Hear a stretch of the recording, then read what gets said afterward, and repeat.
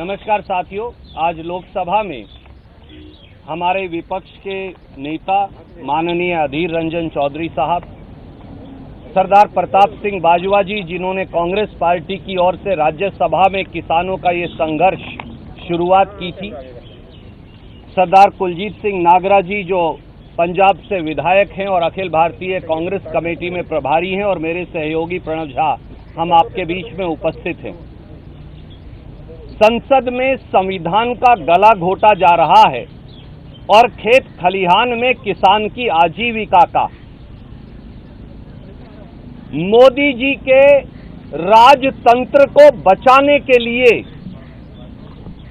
देश में और संसद में प्रजातंत्र को खत्म किया जा रहा है, उसकी हत्या की जा रही है। मोदी सरकार को कमेरे वर्ग से कोई लेना देना नहीं, वो अपने चंद फाइनेंसरों को बचाने में लगी है। मोदी जी ने देश की संसद को भी अपने तानाशाही गुजरात मॉडल में तब्दील कर दिया है और लोकतंत्र को एक तंत्र में बदल दिया है। Elected democracy has now become one sided autocracy. धक्केशाही और तानाशाही से परंपरा, मर्यादा, विपक्ष की आवाज, किसान की पुकार, हर तरफ उनकी हत्या हो रही है। संसद और संविधान मोदी जी इस बात के लिए माफ नहीं करेगा।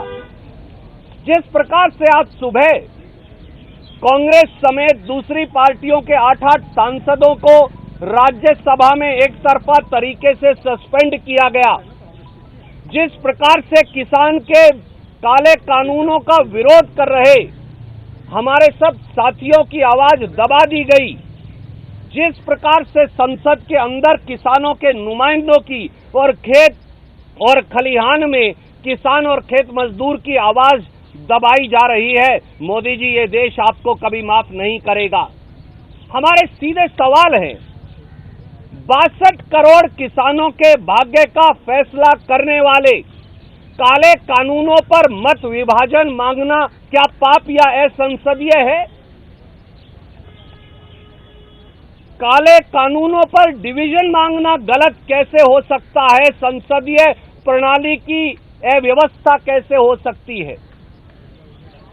मार्शल बुलाकर सांसदों को धक्के मारकर निकालना क्या संसदीय प्रणाली है? राज्यसभा टीवी और उसका ऑडियो बंद कर देना आपको पहले ही बाहर निकाल रखा है, क्या प्रजातांत्रिक परंपरा का हिस्सा है? 100 से अधिक सांसदों ने उपसभापति के खिलाफ प्रस्ताव दिया, उस प्रस्ताव को सिरे से खारिज कर देना, क्या ये प्रजातंत्र की परिपाटी की अनुपालना है? क्या 62 करोड़ किसानों की जिंदगी का निर्णय बगैर वोट के डिवीजन के हो सकता है? क्या किसान के संगठनों की राय लेना अनिवार्य नहीं? क्या किसानों के इन सब नुमाइंदों की बात सुनना जरूरी नहीं? मोदी जी, देश की संसद को गुजरात मॉडल में बदलना बंद करिए। मोदी सरकार केवल कमेरों वर्ग की आवाज नहीं सुनती, वो केवल अपने फाइनेंसरों की चिंता करती है। ऐसी तानाशाही और धक्केशाही संसद के अंदर चलेगी नहीं। देश की संसद की परिकल्पना हमारे पूर्वजों ने इसलिए की थी कि इसके अंदर संसदीय परिपाटी, परंपरा, कानून, संविधान, उसका सम्मान होगा। आज उन सब की हत्या कर दी गई जब 8-8 सांसदों को सस्पेंड कर दिया गया और उपसभापति को अविश्वास प्रस्ताव को गैर कानूनी तरीके से खारिज किया। मोदी जी कितनी आवाजें और दबाएंगे? मैं अंत में कहूंगा, कितनी आवाजें और दबाएंगे? आप किसान की आवाज का गला घोट रहे हैं, आप खेत मजदूर की आजीविका छीन रहे हैं, बेरोजगार नौजवानों की बात आप सुनने से इनकार कर रहे हैं, छोटे छोटे दुकानदार की रोजी रोटी छीन रहे हैं, देश की संसद का गला घोट रहे हैं।